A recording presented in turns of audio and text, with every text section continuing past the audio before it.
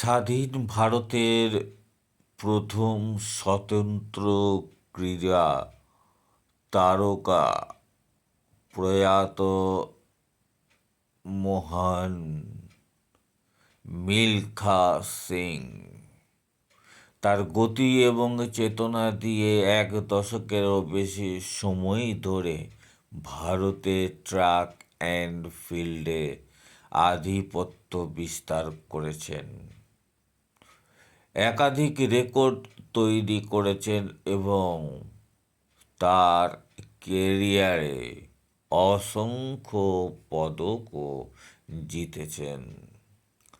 মেলবোর্নে 1956 সালে অলিম্পিকে, রোমে 1960 সালের অলিম্পিক এবং টোকিওতে 1964 সালের অলিম্পিকে ভারতের প্রতিনিধিত্ব করে মিলখা সিং ভারতের অন্যতম শ্রেয়া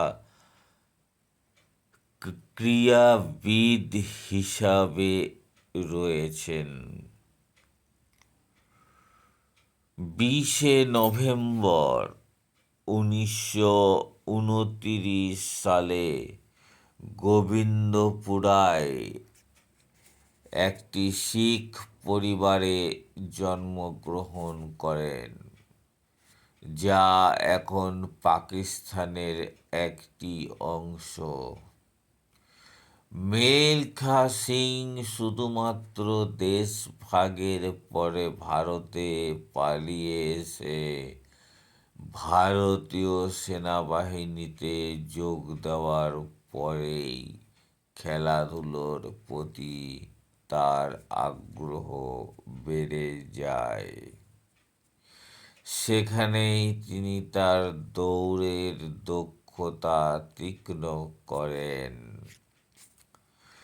তিনি ক্রস কান্ট্রি রেসে ষষ্ঠ স্থান অর্জন করার পর সেখানে আরও 400 জন সৈন্য দৌড়েছিল। তাকে আরও প্রশিক্ষণের জন্য বেছে নেওয়া হয়েছিল। এটি একটি বিরাট গুরুত্বপূর্ণ ঘটনা স্থাপন করেছিল বলে মনে করে অনেকেই। তার প্রথম অলিম্পিক গেম 1956 সালে মেলবোর্নে এসেছিল। সেখানে একজন অনভিজ্ঞ মিলখা সিং 200 মিটার এবং 400 মিটারের মধ্যে উত্তাপের পর্যায় অতিক্রম করতে পারেনি, কিন্তু চ্যাম্পিয়ন চার্লস জেনকিন্সের সাথে একটি সাক্ষাৎ অনেক অনুপ্রেরণার উৎস হিসাবে প্রমাণিত করেছিল। Bureau report.